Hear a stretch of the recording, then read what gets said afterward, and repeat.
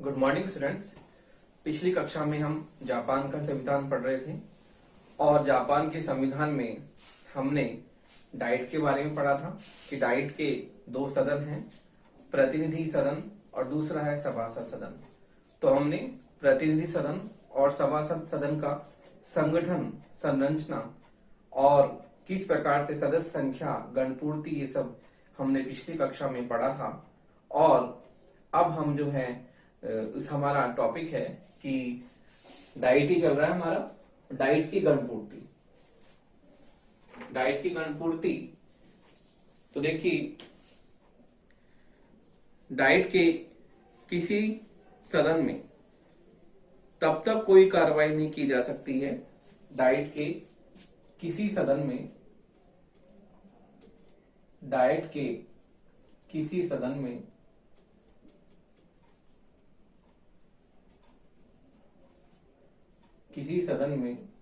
तब तक कार्यवाही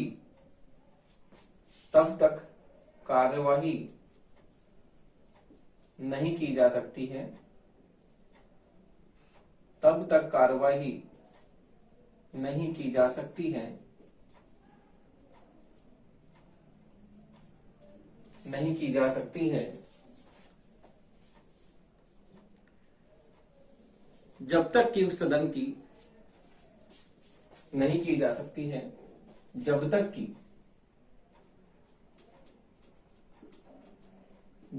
कि उस सदन की कुल सदस्य संख्या के, जब तक कि उस सदन की कुल सदस्य संख्या के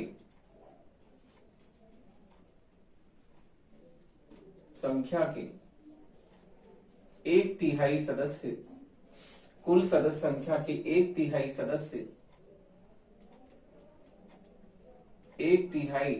सदस्य उपस्थित न हो, एक तिहाई सदस्य उपस्थित न हो, जब तक कि उस सदन की कुल सदस्य संख्या के एक तिहाई सदस्य उपस्थित न हो। तो देखिए डाइट की गणपूर्ति हम देखते हैं किस प्रकार से डाइट की जो बैठकें होती है उसमें गणपूर्ति किस प्रकार होती है कि डाइट के किसी सदन में, डाइट के दो सदन हैं, प्रतिनिधि सदन और सभासद सदन। तो डाइट के दोनों सदनों में से किसी भी सदन में तब तक कार्रवाई नहीं की जा सकती जब तक कि उस सदन की कुल सदस्य संख्या के एक तिहाई सदस्य उपस्थित न हो, तभी जो है कार्रवाई की जा सकती है। अब हम देखते हैं, अगला है डाइट के अधिवेशन। तो देखिए डाइट के अधिवेशन किस प्रकार होते हैं। डाइट के अधिवेशन,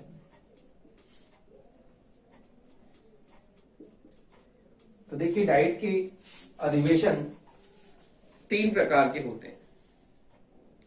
डाइट के अधिवेशन तीन प्रकार के होते हैं। डाइट के अधिवेशन तीन प्रकार के होते हैं। डाइट के अधिवेशन तीन प्रकार के होते हैं। पहला साधारण अधिवेशन, पहला है साधारण अधिवेशन, साधारण अधिवेशन। दूसरा है असाधारण अधिवेशन, दूसरा है असाधारण अधिवेशन।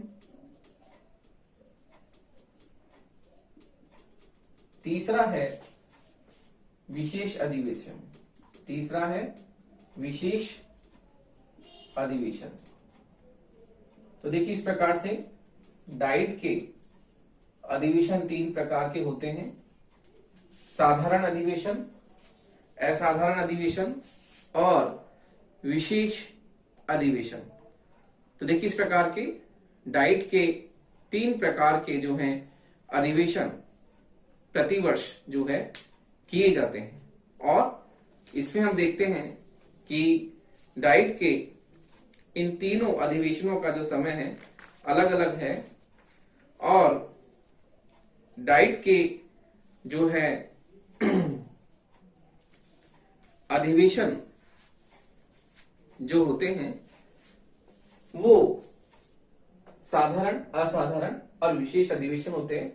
इन तीनों का समय अलग अलग होता है, और इस प्रकार हम देखते हैं कि जापान की डाइट जो है वो अपने अधिवेशनों को किस प्रकार से सफलतापूर्वक संचालित करती है। तो अब हम देखते हैं कि डाइट के जो भी जापान की डाइट के सदस्यों के विशेषाधिकार होते हैं उनके बारे में हम देखते हैं। डाइट के सदस्यों के विशेषाधिकार क्या हैं? तो देखिए, डाइट के सदस्यों के विशेषाधिकार, डाइट के सदस्यों के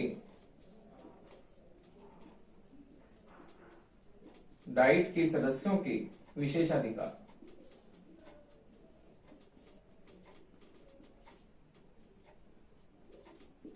डाइट के सदस्यों के विशेषाधिकार। तो देखिए, डाइट के सदस्यों को सदन में भाषण की स्वतंत्रता प्राप्त है। डाइट के सदस्यों को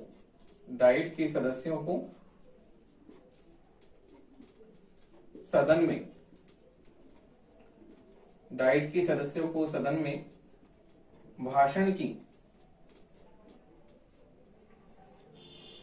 भाषण की स्वतंत्रता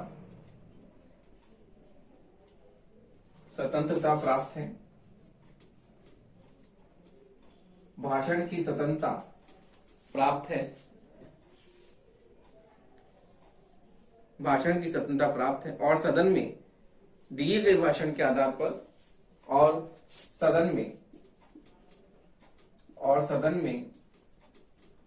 दिए गए भाषण के आधार पर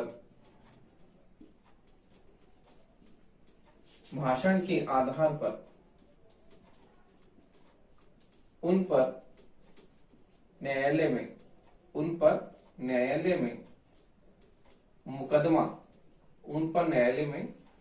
मुकदमा नहीं चलाया जा सकता है। उन पर न्यायालय में मुकदमा नहीं चलाया जा सकता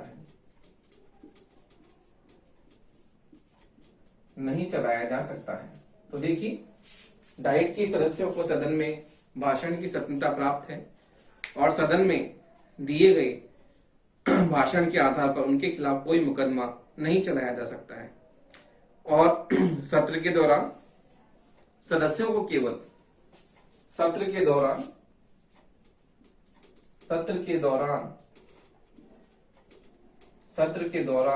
सदस्यों को केवल फौजदारी मामलों में ही सदस्यों को केवल फौजदारी मामलों में ही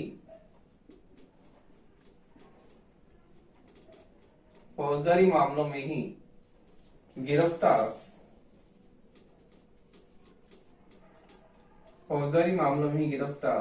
किया जा सकता है। तो देखिए, सत्र के दौरान सदस्यों को केवल फौजदारी मामलों में ही गिरफ्तार कर सकते हैं। तो देखिए, इस प्रकार हम देखते हैं डाइट के सदस्यों को किस प्रकार विशेष अधिकार प्राप्त हैं, और हम देखते हैं कि जापान में जो डाइट है वो डाइट किस प्रकार अपने दोनों सदनों के साथ समन्वय मिलाकर वो कार्य करती है। तो देखिए, इस प्रकार से डाइट का हमने संगठन संरचना पढ़ी, और हम देखते हैं कि डाइट में किस प्रकार सदस्यों को भाषण की स्वतंत्रता प्राप्त है। इसी प्रकार उनको दिए गए भाषण के आधार पर न्यायालय में मुकदमा नहीं चलाया जा सकता। और सत्र के दौरान सदस्यों को केवल फौजदारी मामलों में ही गिरफ्तार हम कर सकते हैं। तो इस प्रकार देखिए डाइट के हमने प्रतिनिधि सदन और सभासद सदन दोनों सदनों का हमने कार्यकाल, हमने सदस्य संख्या, बैठक गणपूर्ति के लिए बैठक के लिए गणपूर्ति व्यवस्था और हमने सदस्यों की योग्यताएं, ये सब हमने पिछली कक्षा में पढ़ा। और अब हम डाइट के बारे में आगे और जो है चर्चा करते हैं कि जापान की डाइट किस प्रकार जो है इसे महत्वपूर्ण शक्तियां प्राप्त हैं और ये अपना बहुत ही महत्वपूर्ण कार्यों को जो है अपनी अधिकार क्षेत्र के साथ में संपन्न करती है। तो देखिए जापान की डाइट के बारे में हम और भी जो है चर्चा करते हैं कि जापान की डाइट जो है उसमें किस प्रकार जो है हम इसके कार्यक्षेत्र को देखते हैं। तो देखिए डाइट की हम समिति व्यवस्था की बात करते हैं कि जापान की डाइट की समिति व्यवस्था क्या है।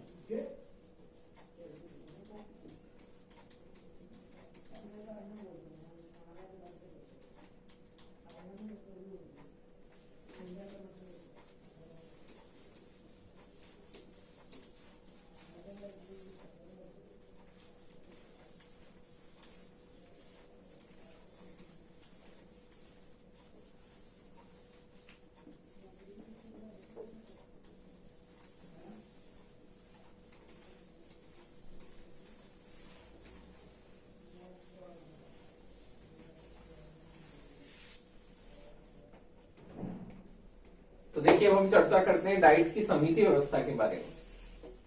डाइट की समिति व्यवस्था,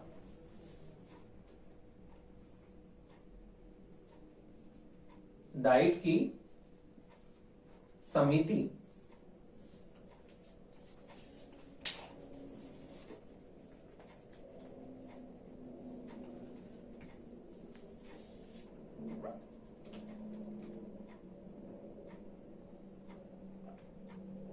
डाइट की समिति व्यवस्था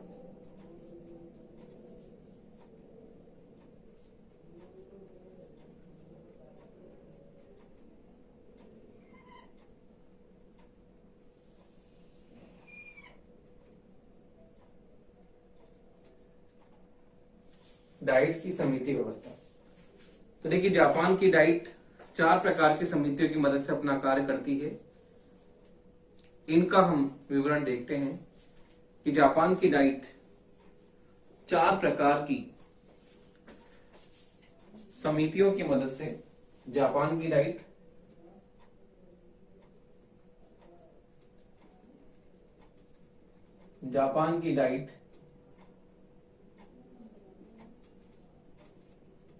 चार प्रकार की समितियों की मदद से 4 प्रकार की समितियों की मदद से अपना कार्य करती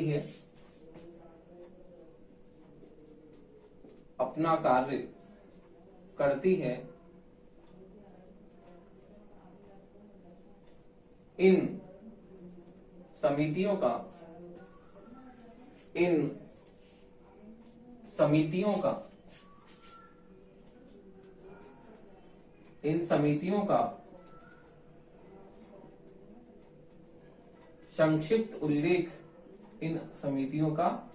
संक्षिप्त उल्लेख इस प्रकार है। इन समितियों का संक्षिप्त उल्लेख इस प्रकार है।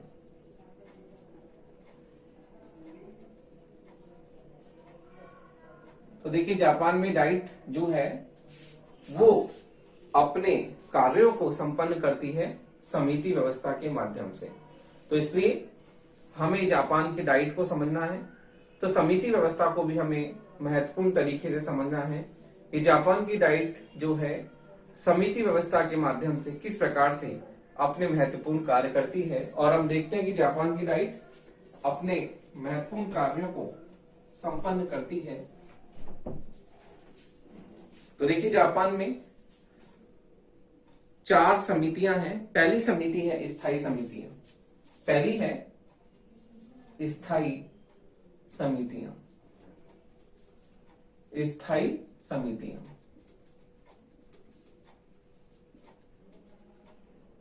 स्थायी समितियां। तो देखिए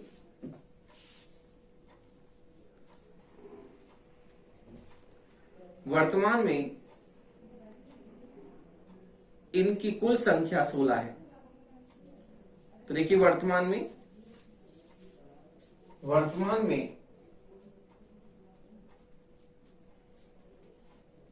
इन समितियों की संख्या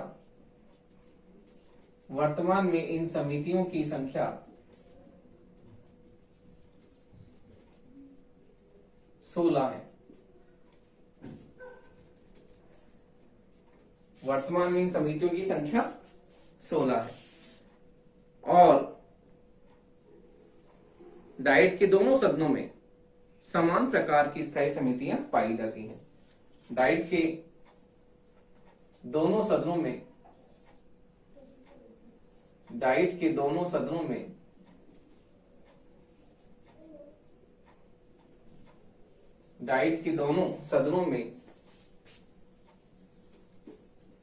समान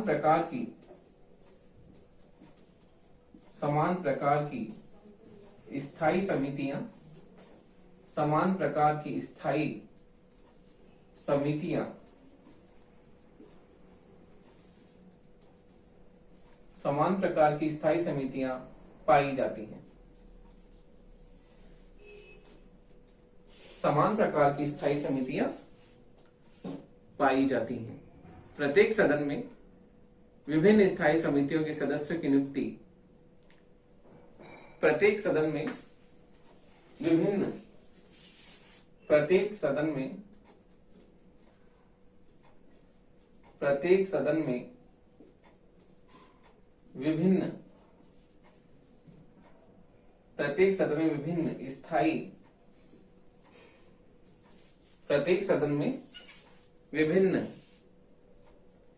स्थायी समितियों के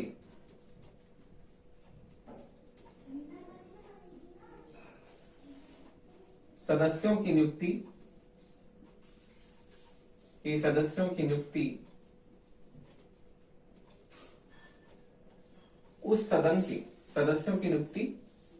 उस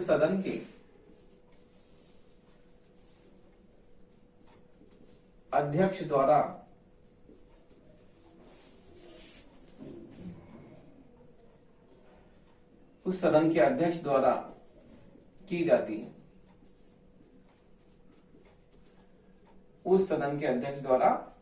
है। प्रत्येक सदन में विभिन्न स्थायी समितियों के सदस्यों की नियुक्ति उस सदन के अध्यक्ष द्वारा की जाती है। तो देखिए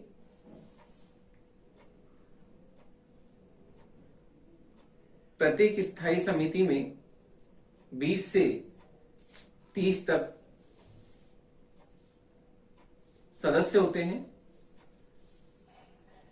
प्रत्येक स्थायी समिति में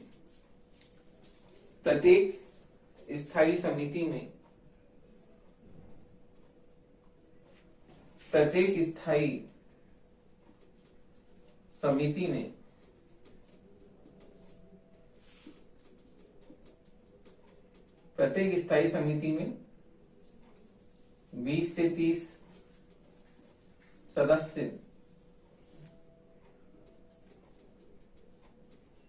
30 सदस्य होते हैं। प्रत्येक स्थायी समिति में 20 से 30 सदस्य होते हैं, किंतु बजट समिति में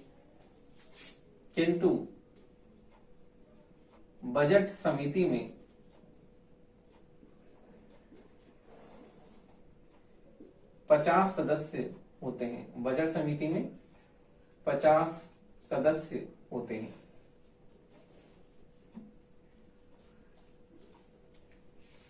तो देखिए इस प्रकार स्थायी समितियां जो है वो बहुत महत्वपूर्ण होती हैं और स्थायी समिति हम देखते हैं कि डाइट के प्रत्येक सदन की प्रमुख स्थायी समितियां होती हैं। तो ये स्थायी समितियां देखिए, डाइट के प्रत्येक सदन की, डाइट के प्रत्येक सदन की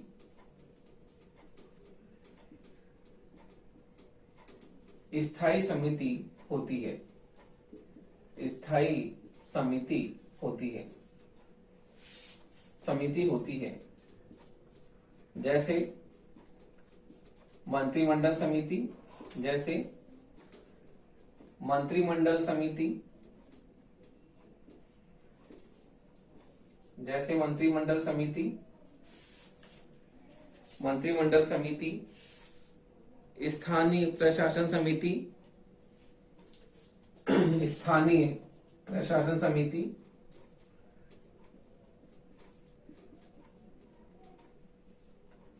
स्थानीय प्रशासन समिति, न्यायिक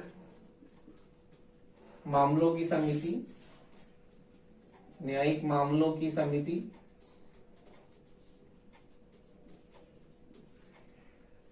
प्रशासनिक मामलों की समिति आदि। देखिए, प्रत्येक सदन की स्थायी समिति होती है और ये अलग अलग होती है। न्यायिक मामलों की, विदेशी मामलों की, वित्त मामलों की, शिक्षा समिति में की अलग अलग सदन, प्रत्येक सदन की प्रमुख स्थायी समिति होती है और इन्हीं के द्वारा जो होता है प्रशासन संचालन होता है। तो देखिए, जापान में ये एक अलग प्रकार की जो है प्रशासनिक व्यवस्था है कि यहाँ पर जो भी कार्य संपन्न होते हैं वो समितियों के माध्यम से होते हैं। तो प्रत्येक सदन जो भी अपने योजना बनाता है, नीति बनाता है, वो समिति को भेज देता है, संबंधित समिति को भेज देता है। जैसे कि स्थानीय प्रशासन समिति है, न्यायिक मामलों की समिति है, शिक्षा समिति है, बजट समिति है।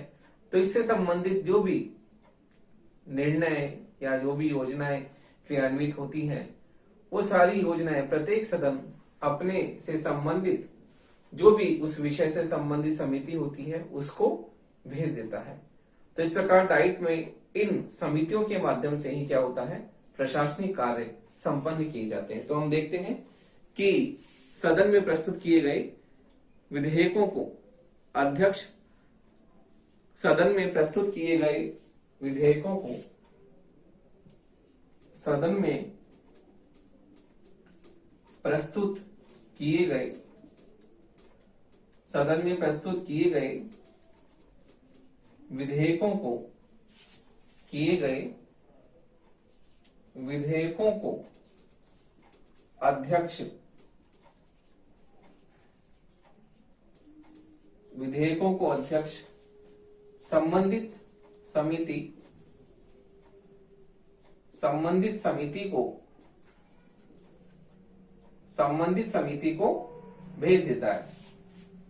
विधेयकों का अध्यक्ष संबंधित समिति के पास भेज देता है, संबंधित समिति के पास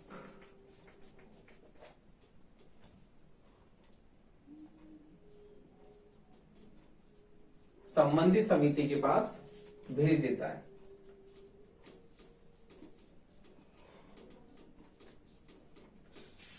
के पास भेज देता है और समितियां विधेयकों पर, समितियां विधेयकों पर, समितियां विधेयकों पर गंभीर दृष्टि से, गंभीर दृष्टि से विचार विमर्श करती हैं, गंभीर दृष्टि से विचार विमर्श करती हैं, विचार विमर्श करती हैं और आवश्यक होने पर, और आवश्यक होने पर, और आवश्यक होने पर आवश्यक होने पर विशेषज्ञों की आवश्यक होने पर विशेषज्ञों की राय लेती है।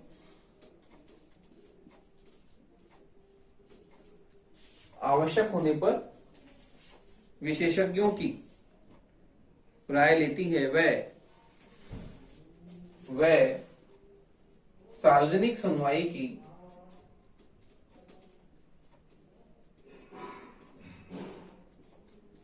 वह सार्वजनिक सुनवाई की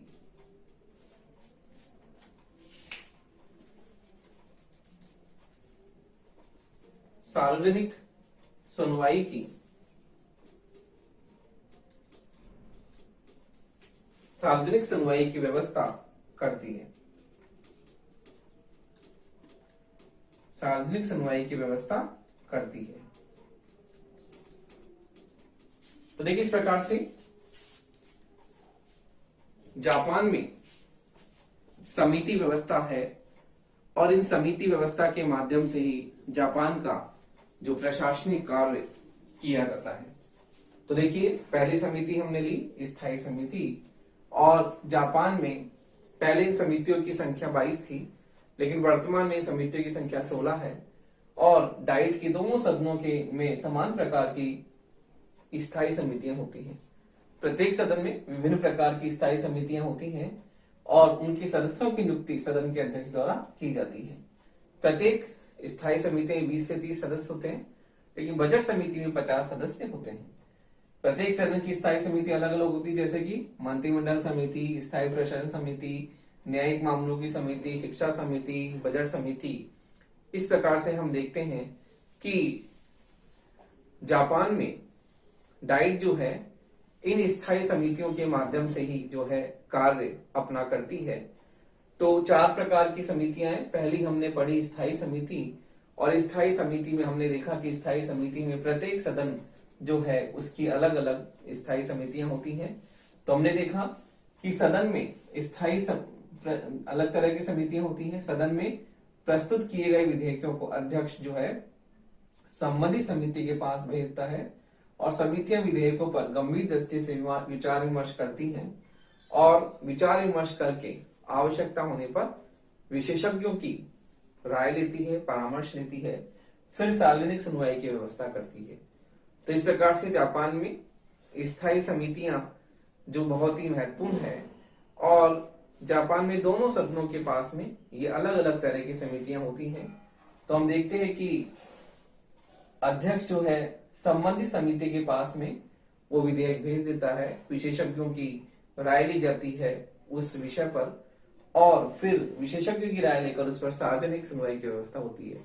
तो इस प्रकार से जापान में जो है स्थायी समितियों के पास में अत्यधिक शक्ति प्राप्त है और किस प्रकार ये स्थायी समितियां अपना महत्वपूर्ण कार्य करती हैं। तो देखिए, जापानी संविधान में इन स्थायी समितियों का बहुत ही महत्वपूर्ण स्थान है। और हम देखते हैं अगली समिति है विशेष समितियां या तदर्थ समितियां। तो देखिए, अगली समिति है विशेष समितियां। विशेष समितियां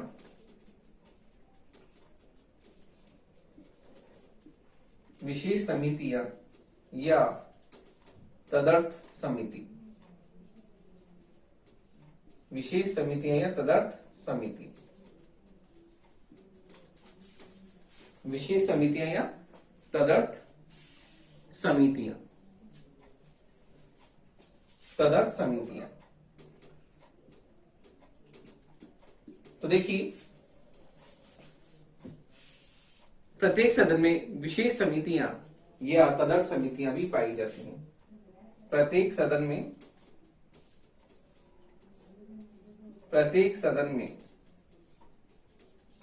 विशेष समितियां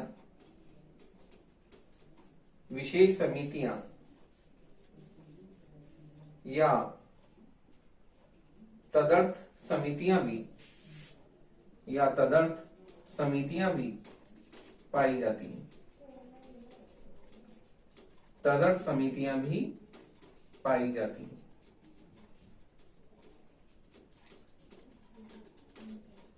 तो देखिए जापान में हम देखते हैं कि यहाँ पर स्थायी समिति के साथ साथ विशेष समितियां और तदर्थ समितियां भी जो है पाई जाती हैं।